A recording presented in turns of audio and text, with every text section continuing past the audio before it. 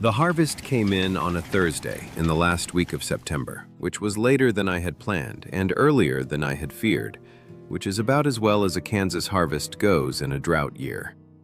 The wheat had done better than the 2 years before. Not well, not the yields I had seen in the 20s before the drought came, but enough. Enough to service the mortgage and pay what the farm owed and have something left, which was what enough meant in Pratt County in 1936. My back had given out in the third week of September. Not dramatically. I had not fallen or broken anything. It had simply reached the point that backs reach when a man of 39 has been doing harvest work for 3 weeks and has been doing it alone, which is that it stopped cooperating with what I was asking it to do and presented its grievances in a way I could not ignore. I had spent a morning trying to continue, and the back had made its position clearer, and I had driven to the Hale property to the north and asked Thomas if he could spare some time. Thomas could spare some time. He and Anna came over the following morning, and we got the last of the wheat in over 4 days, which was not comfortable. The back was what it was, and pride only goes so far when the harvest is in the field, but it was done. They did not ask for payment, and I did not offer it, because offering payment to a neighbor who has come to help is an insult dressed as gratitude, and Thomas Hale was not a man who needed to be insulted. I decided to cook supper. This decision was made on a Sunday morning in October, 3 weeks after the harvest was in, when I had the time to think about it, and had concluded that 4 days of work deserved something. I invited the Hales to supper on the following Saturday, a proper supper, not just coffee and a handshake, an actual meal at the kitchen table with food that had been prepared for the occasion. I had not cooked for more than one person in 3 years. Ellen had cooked. This is not a criticism of either of us. She had cooked because she was better at it, and because the division of labor on a farm finds its own logic, and the logic had put Ellen at the stove and Will in the field, and it had worked for 11 years, and then Ellen had gone to Wichita, and the logic had required adjustment. The adjustment I had made was to eat simply and alone, and not to think about it more than necessary. I ate what I could make, which was functional and not more. The supper required more. I had been planning it for a week. I had the roast in the oven, which I could manage. I had the beans on, which were within my competence. I had potatoes.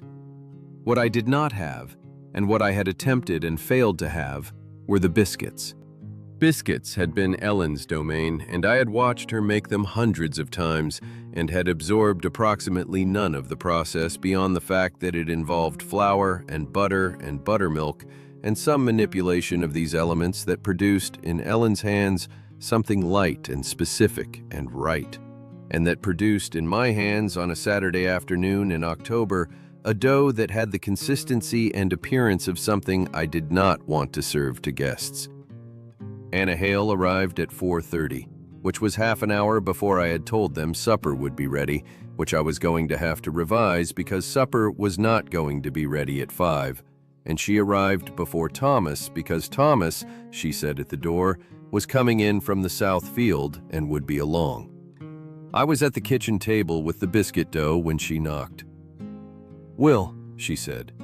She came in the way people come into a neighbor's kitchen, without ceremony, the way you enter a space you have been in before and are at home in. She looked at the dough on the table. She looked at me. "The biscuits aren't right," I said. She came to the table and looked at the dough. She had the amber eyes that went gold in good light, and they were assessing the dough with the same directness she gave to everything. "How long have you been working this?" she said. "Too long," I said. "Yes," she said. She looked at the bowl and the flour on the table and the general evidence of my attempts. "The butter was warm," she said. "I don't know if the butter was warm," I said. "It was warm," she said. "Overworked dough and warm butter. It's not recoverable." She took off her coat and hung it on the hook by the door, which was where coats went in this kitchen, which she apparently knew. She tied her apron strings and looked at the kitchen. "Do you have more flour?" "Yes," I said. "Buttermilk?" "Yes." Cold butter? I have butter, I said. Put it in the cold well for 10 minutes, she said. I'll start the dough. I did not argue with this. The evidence of the previous hour suggested that argument would be counterproductive. I put the butter in the cold well, and she found the flour in the cabinet where it had always been, and found the bowl, and started the dough with the specific efficiency of a woman who has made biscuits many times and does not need to think about it. I stood at the table watching her. You can do something useful, she said without looking up. The beans need checking and the roast needs basting. I did the beans and the roast and she did the biscuits, and we worked in the same kitchen for the first time, it was the specific thing of two people finding the rhythm of a shared space without having to negotiate it, the way it happens when both people know what they are doing and have enough room to do it. She took the south side of the stove and I took the north side, and the kitchen was large enough and we did not get in each other's way. Thomas is in the south field, I said. He'll be in by 5:30, she said. He always is. He works late, I said. He works until it's done, she said. Then he stops. She was cutting the butter into the flour with the practiced motion of a woman who had been doing this since she was a girl. He's a good farmer. He is, I said. I know you know that, she said. You've been his neighbor for 2 years. I know it better now, I said, after the harvest. She looked up from the dough, the amber eyes in the October kitchen light. His back is better than yours, she said, but give it 5 years. Something at the corner of my mouth. I had not expected that. Fair, I said. She went back to the biscuit dough. I checked the beans. We worked for 4 hours. This is not an exaggeration. The roast needed more time than I had estimated, which meant the potatoes needed to wait, which meant we adjusted the sequence of everything. And the adjusting required 2 people who could each do their part without the other having to supervise. She was competent in a kitchen in the specific way that is visible immediately to anyone who knows what kitchen competence looks like, which I did because Ellen had had it, and because I recognized its absence in myself. She did not make a production of the competence. She did not manage me or instruct me beyond the initial direction about the butter, which had been necessary. She simply worked, and I worked, and the kitchen produced what we were asking it to produce, which by 7 in the evening was a roast and a gravy and beans and potatoes and biscuits that were what biscuits were supposed to be. Thomas arrived at 5:30, as she had said he would. He came in with the specific, satisfied tiredness of a man who has been in the south field and has finished what the south field required. And he shook my hand and said the harvest had come in well, and I said it had, and we talked about the yield and the market price, and whether next year looked like it might be different, which was the conversation we had been having in various forms for 2 years, and which was real and comfortable in the way of 2 men who have adjacent land and a professional interest in each other's outcomes. Anna brought him coffee, and he sat at the table, and she went back to the stove, and I went back to the north side of the stove, and the conversation moved between the kitchen table and the stove in the way that supper conversations move when the cooking is nearly done. Smells good, Thomas said. Anna's been helping, I said. I know, he said. He said it with the easy confidence of a man who knows his wife's competence and is not surprised to find evidence of it. He did not say it with any particular awareness of what 4 hours at the same stove might produce in 2 people who had previously only known each other as neighbors. He said it the way you say a true and ordinary thing. I looked at Anna at the stove. She was basting the roast with the concentration she gave to things she wanted to do right, and she did not look up, and her wheat gold braid was over her left shoulder with the pieces escaping at her temple the way they always did, and the October kitchen light was on her face, and I looked away and checked the beans. We ate supper at the kitchen table, the 3 of us. The roast was good. The potatoes were good. The beans were what beans are when they have been properly tended. The biscuits were what biscuits are when they have been made correctly by someone who knows how to make them, and they were the best thing on the table. And Thomas had 3 of them and said they were excellent, and I said thank you, and nobody said anything about who had made them. This was the correct response. We all understood it was the correct response. Nobody elaborated. After supper, Anna washed the dishes, and Thomas and I sat on the porch in the October evening and talked about the county and the relief program, and whether the winter was going to be early, and what the wheat looked like for the spring planting. These were real conversations, and I was glad of them, and I was glad Thomas Hale was my neighbor, and glad he had come for the harvest, and glad he was on my porch in October. I was also thinking about the kitchen, which was not something I was going to say on the porch. They drove home at 8:30. I stood at the porch step and watched the truck go north on the county road toward the Hale property. The October night was clear and cold, and the stars were the dense Kansas October stars that make the sky look like something that has been going on longer than you and will be going on after. I went inside. The kitchen was clean. Anna had washed and put away, and the kitchen was cleaner than it had been before they arrived, which is the mark of the guest who treats your space better than you do yourself. The biscuit bowl was clean on the shelf. I sat at the kitchen table for a while. I had been sitting at this table alone for 3 years. I had eaten at it alone and worked the accounts at it alone and occasionally read at it in the evenings alone. And the table had been the table, functional and sufficient, and I had not thought about it beyond its function. 4 hours in the kitchen had not changed anything that was not already what it was. Anna Hale was Thomas's wife, 24 years old, a neighbor and a competent woman who had made my biscuits and washed my dishes and had known without asking that the butter needed to be cold. She lived on the north property, and Thomas was a good farmer and a decent man, and that was the complete account of the situation. I sat at the table for a while with the complete account of the situation, and then I went to bed. The following Saturday, I drove to the Hale property to return a pan she had left.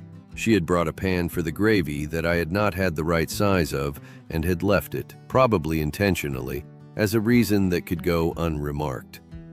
I had thought about this in the week between the supper and the Saturday and had decided that returning the pan was the correct thing to do, and that it did not need to be more than returning the pan. Thomas was in the north field when I arrived. Anna came to the door. She was wearing the rose-colored dress again, or one like it, and her hair was down, not in the work braid, just down, the weak gold of it catching the late October light through the door. She looked at the pan in my hand. "I meant to take that when we left," she said. "I know," I said. She took the pan. She looked at it, then at me. "The biscuits last week," she said. "They were good," I said. "I know they were good," she said. "I made them." The corner of her mouth. "I meant, did you know what you were doing wrong with yours?" "The butter," I said. "You told me." "Yes," she said. "But did you understand why?" "Cold butter makes steam when it hits the oven," I said. "The steam is what makes the biscuit rise. Warm butter can't make steam." She looked at me. "You looked that up," she said. "I went to the library in Pratt on Tuesday," I said. Something shifted in her expression. The amber eyes in the October doorlight. "Will Alderson," she said. "Yes," I said. "You went to the library," she said, "to understand the biscuits." "I like to understand things," I said. She was quiet for a moment. Then, "Come in, I'll put coffee on." I went in. It was the Hale kitchen, which I had been in twice in 2 years for brief neighbor exchanges, and which was Anna's kitchen now, organized in a specific way. The shelves arranged with a logic I could read after one glance, the same competence she brought to everything visible in how she occupied the space. We had coffee at the table, and we talked about the harvest and the October weather and what the winter was shaping up to be, which was what we would have talked about if this were simply a neighbor visit, which it was, and which it was also not. "Thomas says your back is better," she said. "Mostly," I said. "He says you've been farming that place alone since 33, she said. "Yes," I said. She looked at her coffee cup. "That's a long time to do a harvest alone," she said. "I've managed," I said. You ask for help when you need it, she said. That's not the same as managing alone.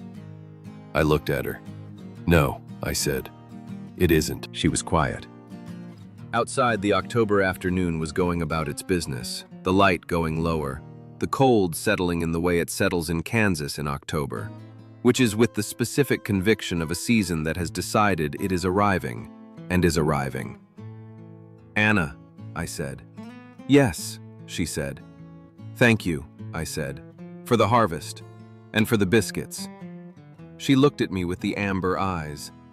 The harvest was Thomas, she said. The biscuits were a neighborhood obligation. The biscuits were above and beyond, I said.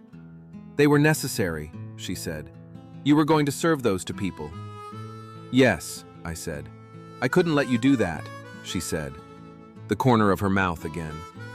I looked at this woman across the kitchen table, 24 years old with wheat gold hair and amber eyes, and the specific quality of someone who has not yet found the outer edges of what she is capable of, but is moving toward them, and who had spent 4 hours in my kitchen on a Saturday making something right that I had gotten wrong, and who had gone to the library to understand the thing that had gone wrong. I had not gone to the library. She had guessed that I had, and she had been right. I had gone on Tuesday and found the entry on biscuit chemistry in the home economics reference book, and read it twice and understood it. Will, she said. Yes, I said. I'm going to say something, she said, and I want you to let me say it. All right, I said. I've been on this property for 2 years, she said. I came from my parents' place in Reno County, and I married Thomas and I came here. And Thomas is a good man. He is a good farmer and a decent man, and I knew that when I married him, and I still know it. Yes, I said. And I am 24 years old, she said. And I have been on this farm for 2 years, and I know what this farm needs, and I know what Thomas needs, and I know what I know how to do. She looked at her coffee cup. And I spent 4 hours in your kitchen last Saturday, and I found out something. I waited. I found out that I am very good in a kitchen when there is someone in it who is worth cooking for, she said. Not just doing the work, worth doing it for. She looked up at me. I've been cooking for Thomas for 2 years, and I didn't know that about myself until Saturday. I looked at the table, at the Hale kitchen and the October light, and the woman across from me who had just said a true thing with the specific courage of a woman who has decided to say it and is not going to take it back. Anna, I said. I know, she said. I know what I'm saying and what it means and what it doesn't mean. Thomas is my husband, and I'm not saying anything about that. I know you're not, I said. I'm saying it because it's true, she said. And because I think you should know it. Because you went to the library on Tuesday to understand the biscuits, and that's the kind of thing you should know. She stood up and took her cup to the counter. Finish your coffee, she said. Thomas will be in from the north field by 4. I finished the coffee. Thomas came in from the north field at 4, which was when he always came in, because Thomas was that kind of man. We talked for 20 minutes about the winter planting, and I shook his hand and I drove home. I sat on the porch in the October evening and thought about what Anna had said, and about the library and the biscuits and 4 hours at the same stove, and a woman who was 24 years old and married to a good man and who had found something out about herself on a Saturday in my kitchen. I thought about it for a long time. The stars came up. The October night went cold and clear. The north property was visible from my porch, the Hale farmhouse lights on in the October dark, warm and specific and not mine. I was not going to make anything of what Anna had said that it was not already. She had said it honestly, and I was going to receive it honestly, which meant holding it for what it was.